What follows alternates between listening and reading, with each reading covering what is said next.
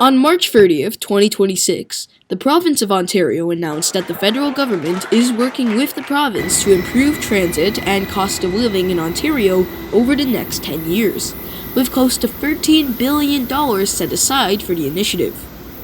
The Canada-Ontario Partnership to Build could see a new tramway in downtown Toronto, a massive expansion of the GO Transit network, and more effort in general on transit projects in the GTHA, as well as with High Speed Rail. In today's video, we're going to be emphasizing how this could affect the TTC and GO Transit, as well as High Speed Rail in the Toronto-Quebec City corridor. This is Metrolink Simplified, Season 3, Episode 6.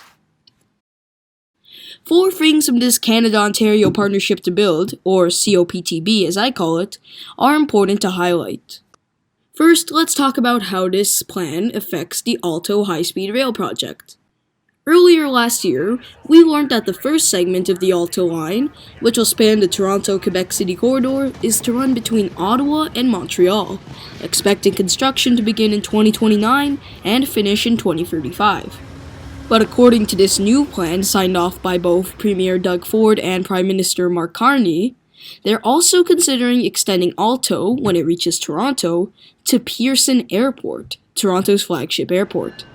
I don't know or think that this is going to happen until the whole ALTO project is finished, but it's interesting to see something like this brought up, since I thought personally that the stations on the ALTO line were set in stone. Anyways, the full ALTO High Speed Rail project from Toronto to Quebec via Ottawa, Montreal, and 3 other cities is estimated to be complete by 2044. Do with that information what you please.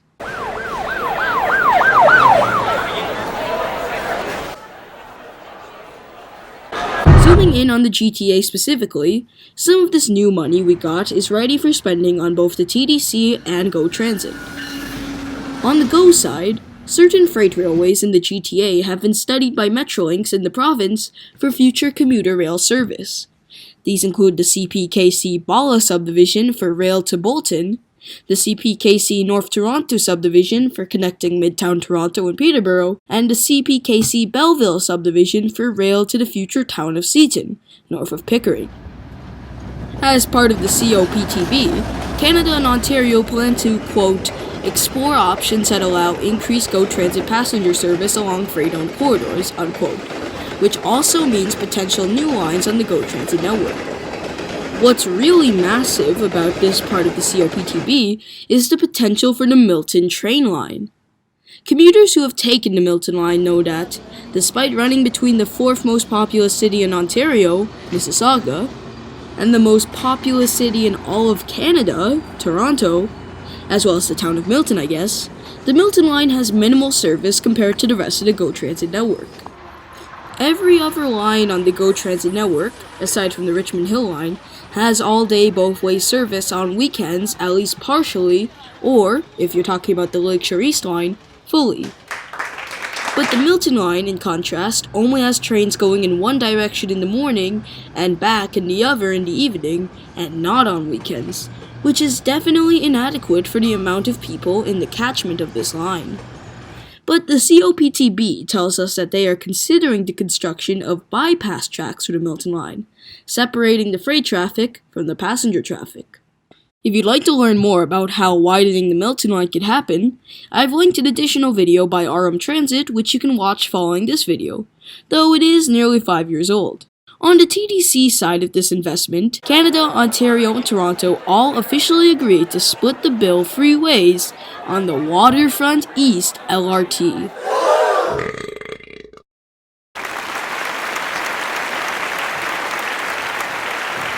This is huge, since the Waterfront East LRT has been a proposal for many years now, but it's great to know that it's coming to fruition finally. The route will be rather short for light rail standards. The WELRT will start at Union Station's underground streetcar platform, run south under Bay Street to Queens Quay, turn east onto Queens Quay and surface after Yonge Street, continue above ground to Cherry Street, turn south onto Cherry, and loop through the 3 new streets on Uquem and Menacing. The total journey will be close to 3.5 kilometers long, and the entire line, when it surfaces from the tunnel, will be in a dedicated right-of-way, unlike the other streetcars of the TDC.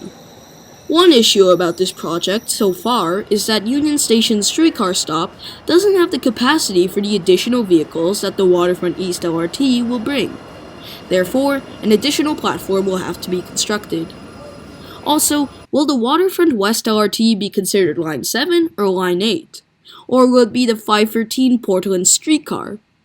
Because it will use its own right-of-way, meaning it doesn't use the roads that cars do, it'll probably be designated as part of the rapid transit network, making it a Line 7, if it were to open before the Eglinton East LRT. The largest caveat of this plan is how Canada and Ontario will not pay for any overruns of this project, meaning it's up to the City of Toronto and Metrolinx to pay for the overruns. Meaning Metrolinx must stay on budget for this project.